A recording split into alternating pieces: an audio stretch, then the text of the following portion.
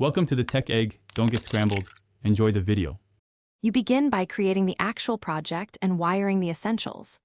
Open Android Studio, start a new app, pick Empty Activity, and set min SDK 21 or higher so live wallpaper APIs work. Once done, add required permissions like wake lock only if you animate continuously, otherwise conserve battery. Make sure to enable Android X and include a service entry in Android Manifest. Now create a wallpaper service subclass. This is the core component that will host rendering and lifecycle callbacks. Next, implement the rendering engine that draws each frame. Decide whether Canvas is sufficient or you need OpenGL for smooth 60 FPS and particle effects. OpenGL scales better for complex scenes.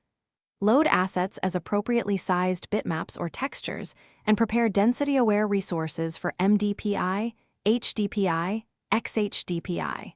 Once assets are ready, implement surface lifecycle callbacks and a frame loop tied to visibility so you pause when not visible. Make sure to finish by exposing user settings and packaging the service. Add a settings activity or fragment reachable from the live wallpaper picker so users can tweak speed, color, or effects. Update Android Manifest with the wallpaper service and an intent filter so the system lists your wallpaper. Test on real devices using the set wallpaper flow and a DB logs. If something goes wrong, inspect Logcat for surface or thread race conditions and watch for bitmap leaks. Fix by synchronizing surface access and recycling bitmaps promptly.